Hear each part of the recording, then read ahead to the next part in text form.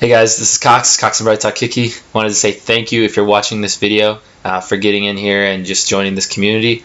Me and Bryson really appreciate it. If you are here, we love to engage with you. Please hit that subscribe button, give us a like on the video, and as well as make sure you give us a comment in the comment section because we really want to get engaged with the community, answer the tough questions. Throw us a tough question. I know we're the best in the league, but I want to see how we can get still even better.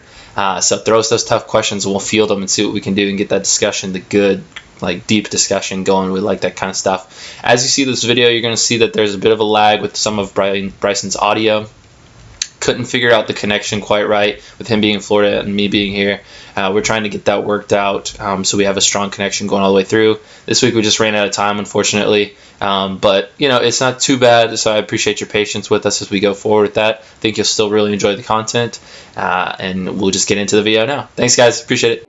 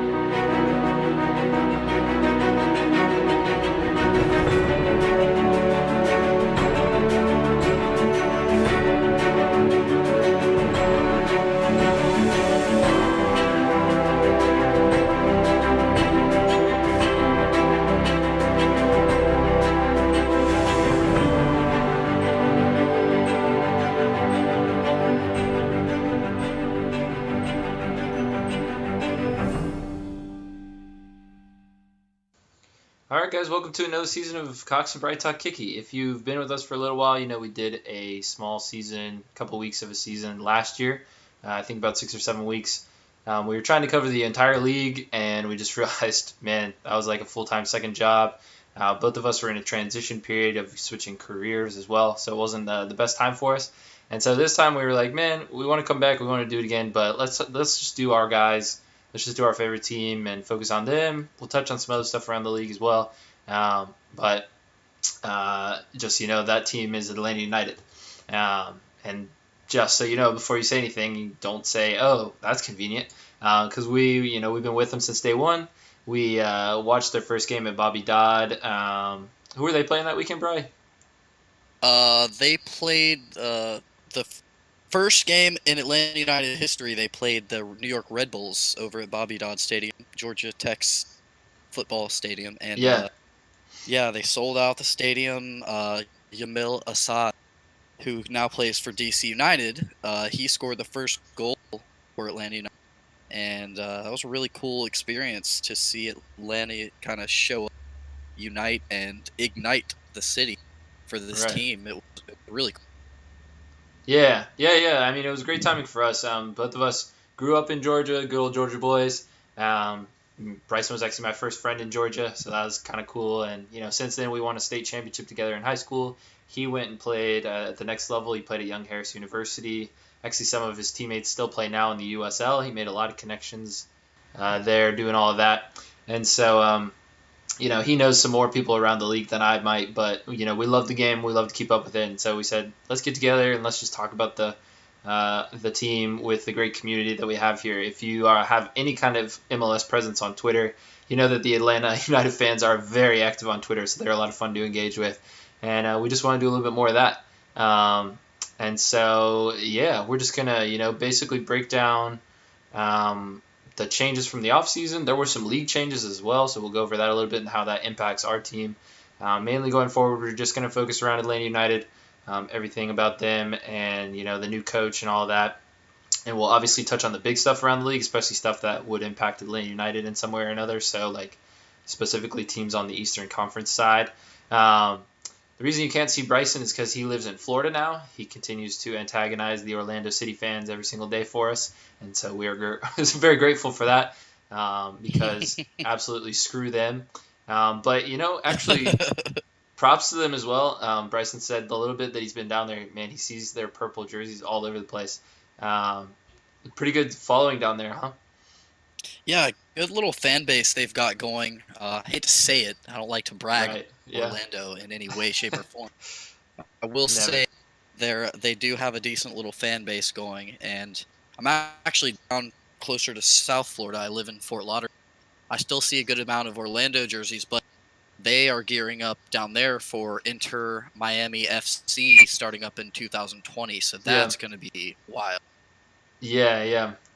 Yeah. No, that's definitely exciting. I mean, it's Orlando's our rival, so I actually will probably be a little bit of a Miami fan myself, since we I don't mean, have yeah, any I love the ties together. story about it. It goes back to Beckham's playing days when he included in his contract that he was that he wanted to start an MLS expansion team.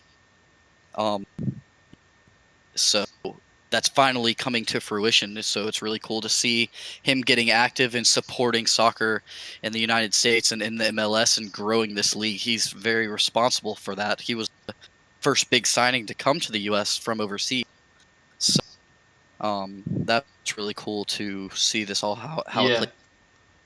Yeah, man, it would be cool. I think he'll do a good job. He'll definitely bring in big names, and I don't think he's afraid to throw money at it either, just like Atlanta does. So that'll obviously help push the league forward. I'm pretty excited about that as well. Absolutely. I mean, Miami's a major market.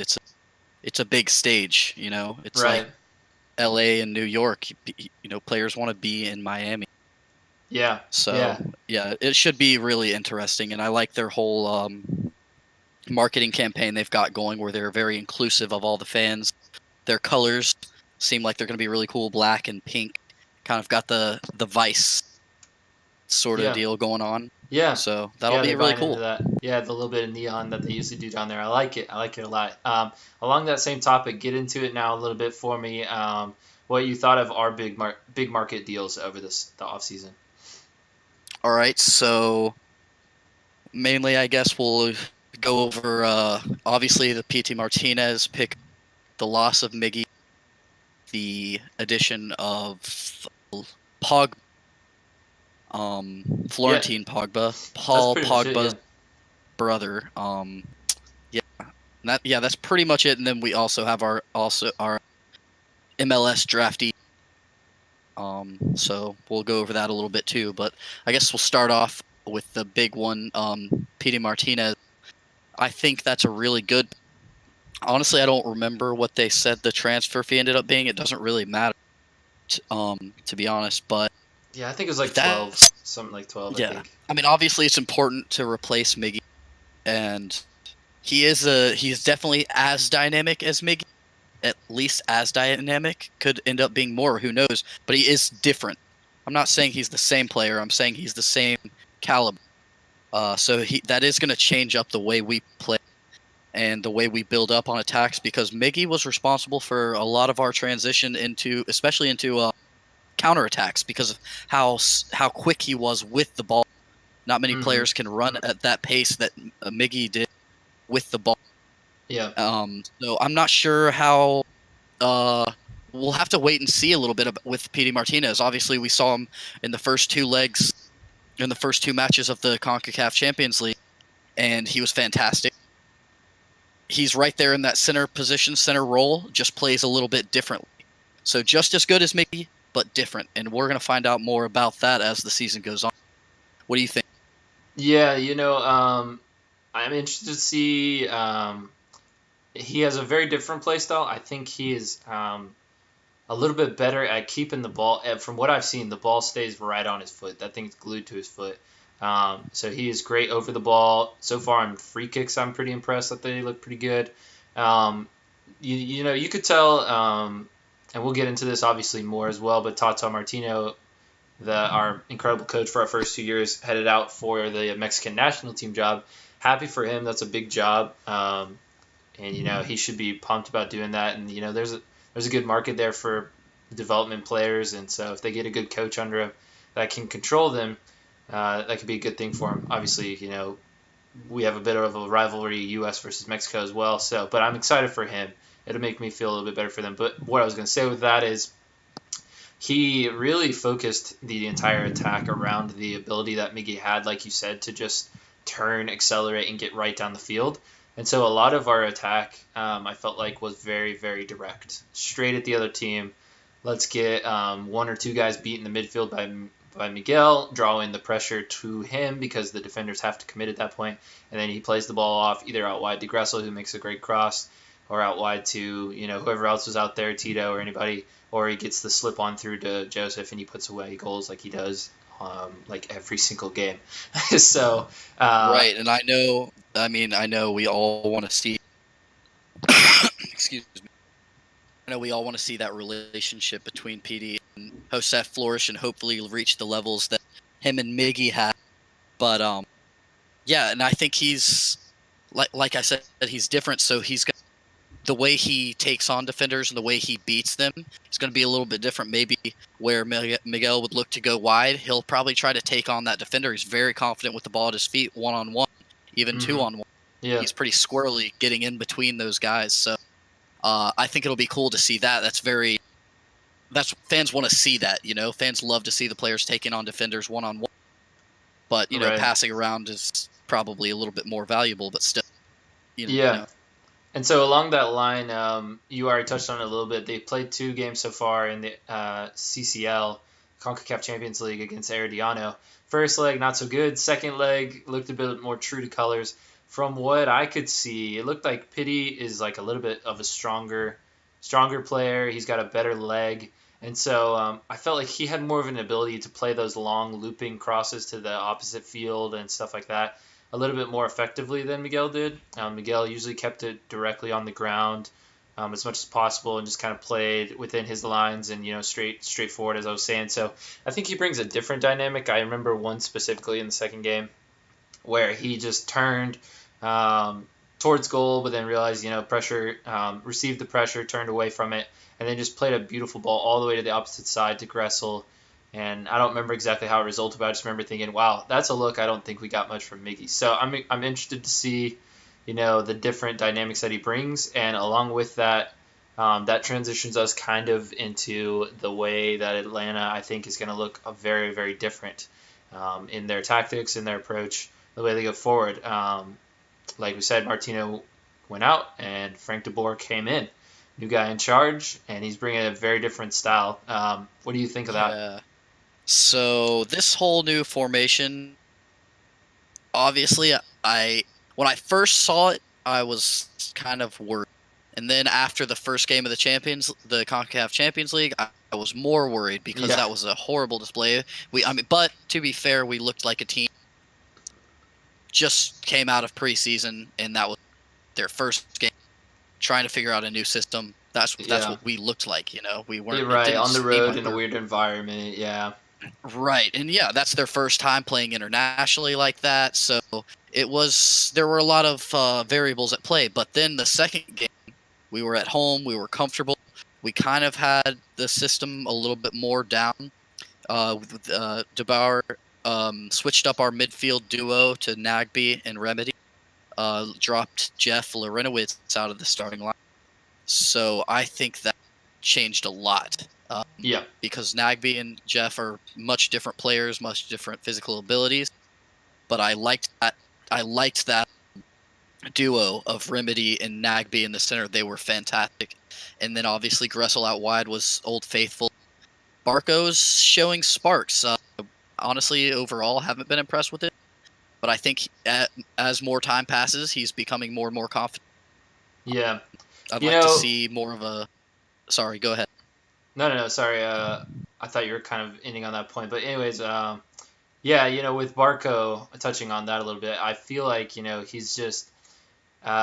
he's read the media reports. He's heard everything on Twitter as well, I'm sure. And, our fans don't really hold back. And so, especially at the price tag, they shouldn't, at the price tag that he brings. But I think that, at least in the second game, I definitely saw it. It looks like he's really playing with kind of a chip.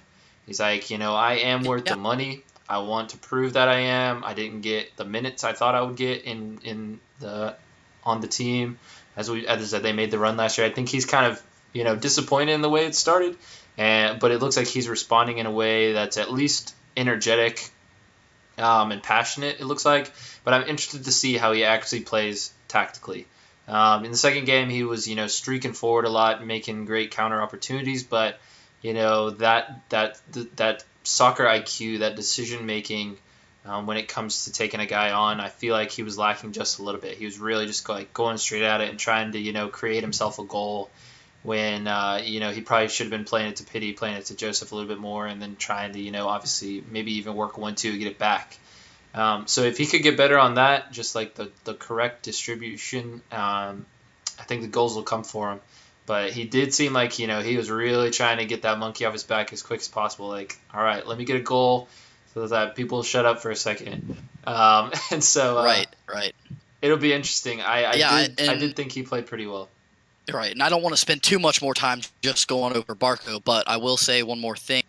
We as a fan base, as a club, we have to remember he's a child. Yeah. Seriously, this isn't a grown man we're talking about. He's got braces on. Yeah. So, I mean, I'm just as guilty as anybody else of being kind of quick to be like, all right, well, he's not good enough. I'm over it. Let's put in Tito. Let's loan him out. We got to give him a little time to develop. I think the more time he spends on the field, the better off we're going to be with him in the future. Because, even Neymar, when he transferred to Barcelona at a young age, he took a second. I mean, he was pretty good from the start, I will say, but it took him a minute to become Neymar. Yeah. Barco's looking for that identity, and I'm sure he's going to find it. And when he does, man, we could be dangerous. Right. We already are, but yeah, it's kind of scary to think of if he improves, because he's not anywhere near his prime. So, right. So let's talk. I don't know if there's anything else that you were trying to go over now, but I do want to mention the whole left back, left wing back scenario. We started Breck Shea in the second game. Not super confident in him being our go-to left winger, left back. What do you think? I know Pogba could fill in there, but we haven't seen anything of him yet. Yeah, so I haven't heard much about Pogba at all. I'm very interested. I was kind of searching around a little bit the other day, actually, to see what I could find on him. Not much. It looks like he's just basically just trying to get in form, get ready, get used to everything, settle in. Escobar played really, really well at the end of last year. He was phenomenal. And I'm interested to see. But I don't know how willing De Boer's going to be to put him on the left instead of the right side. And we obviously don't want to get rid of Gressel in the starting lineup, so it's a tough pick. Yeah, so then, I mean, we saw last year that Gressel could wear just about any hat on the field. So I guess there's a potential he could play that left side. Move Gressel over there potentially. That's but crossed my mind as well. Obviously it'd be a little bit harder for him because he'd have to cut back to do the beautiful crosses he usually does. Exactly. That's one thing you don't want to lose. You want to take advantage of those incredible crosses he consistently puts in. And also, on a side note, Pogba, I don't know how comfortable he is wide like that. I know he's a defender. I think he usually plays in the center, but my brother was telling me that he does play left back, or has in the past. I don't know how much, and I don't know, even if he did left back, it's a totally different position, being a winger or a wing. Right. So we'll see how capable he is. I'm very curious on that. When at the end of the day, it comes down to, honestly, we have probably too many skilled players, which is great. You love that. The fact that we already have Tito coming off the bench is insane. He would start on probably every other team in the league. Let's address that for a second. What do you think? Do you think that's his role that he needs to continue to play? Do you think he deserves to start in front of Barco? What do you think about that? See, the thing is, he's pretty much a striker. I mean, I don't know if he can. He's got incredible top speed. Obviously, we need to utilize him any way we can. But I think he's a perfect super sub at the moment. Honestly, I wouldn't put him in for Barco. Just because I haven't really seen him at all in that role in that midfield space. Even if he is playing midfield, he's playing like that center attacking mid spot right behind the striker, like still very high up the field. I haven't really seen him play in possession. I mean, it's a potentially an opportunity there that could work, but no, I still think I agree with you. I think we need to be patient with Barco and give him his opportunity and let him play as many minutes as we can. So I wouldn't really mess with that. I do think, at least from leg 2 of the Herediano game, that Nagby and Remedi next to each other are amazing. They looked phenomenal. I think Remedi, we've only seen half a season of him with the team. He developed so well on into the playoffs. He played every single minute of the playoffs all the way through the championship. And I think that, honestly, in the first game where we lost 3-1 against Herediano, I thought he looked the best. Honestly, he looked comfortable playing both defense and offense. On the ball, I love how like he consistent he is. Yeah. And it was cool when he transferred to Atlanta United. I think there were a lot of question marks. Wasn't a lot of footage of him on YouTube. Even the ones that Atlanta United posted of his highlights were like fuzzy old videos, so we didn't know what to expect. But he came in, he played that holding mid role. His first 2 or 3 games, I think everybody was like kind of like looking around, like, okay, so what's up here? And he looked a little lost out there. But like that's all it took was 2 or 3 games, and all of a sudden a flip switched, and he just looked like so comfortable, so consistent, and just hasn't really stopped since. Right. I think he looks fantastic. He looks comfortable.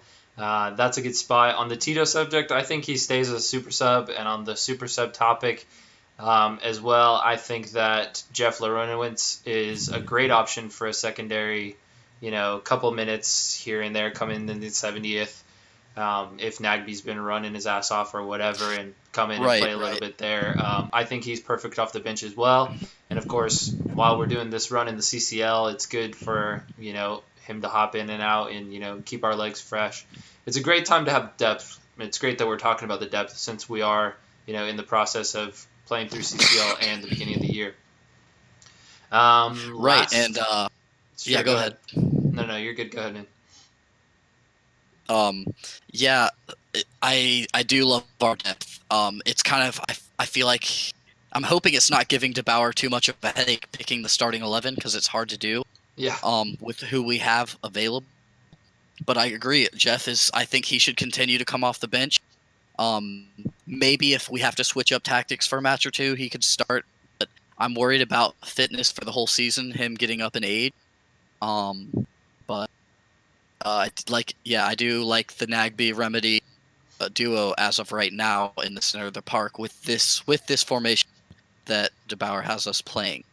Yeah. And then our bench, like you said, depth for days. We've got Tito on there. We've got Jeff. And then we've got a couple of draftees. We signed Anderson Asidu today or yesterday. I can't remember. So he looks like he's going to be a good holding mid sub. So I don't know what that means. If he'll kind of come in and start to replace Jeff Larentowicz and be a sub for Remedi or Nagby. Right. We also have one person I want to talk about. I don't think he's gotten much attention or buzz in the news. Gordon Wild. He's a German, 23-year-old German. He was on the bench for both Concacaf Champions League matches. Didn't see any playing time, I don't believe. That might have slipped past me. If he played at University of Maryland, then Charleston Battery. But in college, he played really well. He's a defender midfielder is what he's listed as. So I don't know what they would have him playing. Probably a defensive mid. Yeah. So that's another key there. But if he could play like a position, that'd be fantastic too. And he has a lot of potential. He can score goals. So that he kind of stands out to me. He's a Generation Adidas player, so he's special. Yeah. I'm very interested. I remember you put him on my radar a couple of days ago, and I did a little research on him, and so I'm interested to see about him as well. Once you filled me in on him, I honestly didn't even know about him, which shows you the buzz around the team. And also with the fact that no one's really talking about Pogba just shows how much of the depth on the team. The last thing from the games that we did see already, luckily we usually we don't get this kind of. We get a couple of preseason games that's not a whole lot to go off of, but these legit games in the CCL have given us a nice little insight to what we're going to see. I don't know if I particularly like Miles Robinson in the middle of our defense rather than, our captain, Michael Parkhurst, in the middle there. Yeah, that's very interesting choice. So that is the one. Yeah, that is like the one thing that I think. Obviously, like you said, we're going to be playing around with the left wing back. It looks like figuring that out a bit. And, there might be some movement in the midfield as well, as you've discussed with Barco or some of those center defensive mids. But I think that's the one spot where I feel pretty confident that I'm not sure what De Boer's real thought is on that, but I think that switch might end up coming at some point. I just don't think, one, that Robinson has the experience quite yet to do it. So maybe that was a look they were just putting in the CCL to try and get him that experience. But then, two, on top of that, I think Michael is best used in that middle spot. We need Parky right there in the middle, commanding the whole field. And, honestly, a little bit closer to LGP, in my opinion, as well. Because LGP is a phenomenal player, but there will be a few times where he'll miss a slide or something. He loves to slide. And so there'll be a few times where somebody really talented will beat him. Not that he, makes terrible tackles. I'm just saying somebody will beat him. And so I think having Parky right there to back him up, and they've played together so much over the last 2 years, I think they'd be really good to be right next to each other. So I think that switch is going to come back in. I think, that at some point something's going to happen with that. I'm going to agree and disagree with you a little bit on the subject of Miles Robinson. I agree that I am not sure if he belongs in the center of our three in the back, but I think he's doing a swell job. He didn't look great in the first game of the CCL, but no one on our squad did. Right. And then the second match, he was fantastic. Yeah. So there's something to be said for that. I think that's something we're going to have to keep an eye on, but I agree. I don't know that if he is a starter, which he very well could be, I don't know if he belongs in the center. I agree. I think it should be LGP or Park. We're going to have to keep an eye on Parky's fitness. He's getting up in age too, and Jeff. But as of right now, he's not showing signs. Ageless wonders, man. Ageless wonders. Yeah, no, I definitely agree. I actually think he played phenomenal in the second game too. I just think that Parky is best used in the middle spot, and so I think that they should. I don't know. Maybe he's just good enough to play both, and so that's why they're thinking that. But we'll have to see on that. So looking forward, we're releasing this on Saturday, right as the beginning of the season is starting off. Some of the games have already finished up to start the season, but we play tomorrow, 6:00 versus DC United. They were on a team that got Rooney in the summer transfer window, really looking pretty good towards the end. I thought we might have to face them. But they got eliminated before they could face us in the playoffs. Mm-hmm. They actually beat us in one of the last couple games of the season, I believe, and looked pretty good doing it. And so tell me a little bit what you think of that game, how you think it's going to go down, how do we match up tactically and skill-wise? Honestly, DC United was not a threat to anybody last season until Rooney came. And Seriously? they were terrifying. From that point on. Rooney's relationship with Luciano Acosta was something that a lot of teams lack. Josef and Miggy had it, but those two were just outstanding, and so they made that team very dangerous. They went from nothing to something overnight, and so I think they are a team everybody needs to keep an eye on because of the transfers they've made, and they're only going to get better. Rooney's only going to get more comfortable. And Luciano Acosta is in his prime, so keep an eye on him too. Obviously, we can't not talk about Yamil Assad. He's the one of the lads that helped Atlanta United kick off their franchise, and after one season transferred to DC United. Still love the guy. Gave him a little bit of stick whenever he visits the Benz, but it's all in good fun.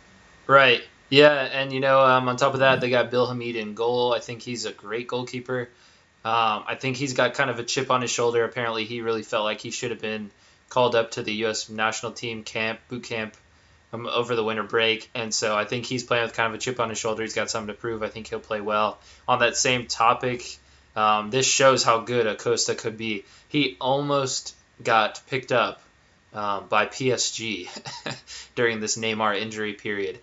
He literally went to Paris for the physical, went through the process, and I guess they just never got the deal finished up. They didn't like what they saw or whatever. Not sure of the exact details on that. So he is definitely coming back, probably with something big to prove, and I think he could potentially be in the runnings for the Golden Boot this year, honestly. Yeah, for sure. He'll definitely be up there, especially with Rooney supporting him. Yeah. So what's your prediction for the game? You think we're going to take it, tie? What you thinking? Well, I think I'm predicting an Atlanta United win on this one.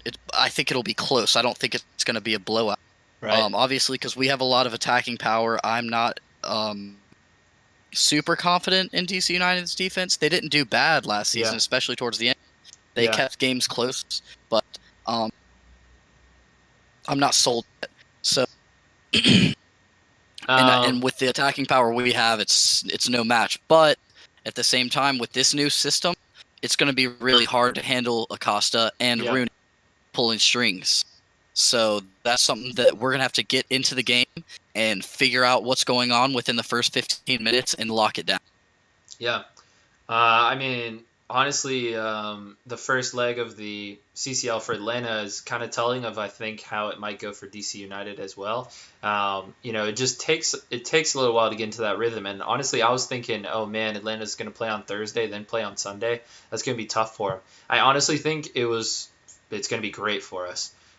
We've gotten some time. Oh, yeah. We've got 180 minutes that we've gotten to kind of, figure it out together, work together, get pity in the system, and I honestly think that's going to be the difference for us. I think we'll win. I think they might honestly come out quick, and just with their natural talent between Rooney and Acosta, I think they might score first. They have a great Audi Field is a great little stadium. The fans are rowdy. Mm-hmm. The fact that they're at home may give them that first goal, but I think we'll win. I think we'll win 3-1 or 3-2. Yeah, I was thinking about 3-1, something along those lines. Yeah. And one more thing I wanted to say about the DC United game.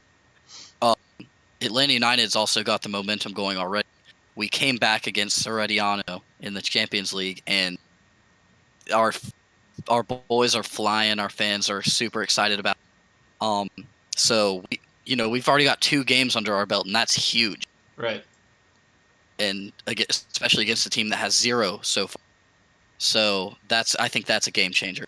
Yeah. 100%, man. But honestly, DC is nothing to sneeze at. I do think with the kind of fall off of NYCFC with some of their players heading out, obviously David Villa being one of those, I think that DC is going to take their spot, kind of as the number 3 in the East, kind of there behind Atlanta and the Red Bulls. Mm-hmm. I think it's theirs to take. I don't think there's anyone else in the East that should be up in that group of 3 challenging. Obviously, we have surprises every year, but I think those are the top 3 in the East this year. So it's going to be interesting. And, like I said, hopefully we get them on this one. Then we'll get them again at home, and hopefully we can take the 2-0 in the series for the season. That is pretty much going to wrap it up for today, man. We're going to see how they do tomorrow. For you guys watching, basically the way this will work is we'll do an episode every single week. In that week, we will discuss a recap of the week's game that had just passed, as well as a look forward to the game coming up. Just kind of go over that, and each week we'll kind of touch on new topics. Also, we're going to have, obviously CCL games still going on. We got to play Monterey now in the next round of the CCL.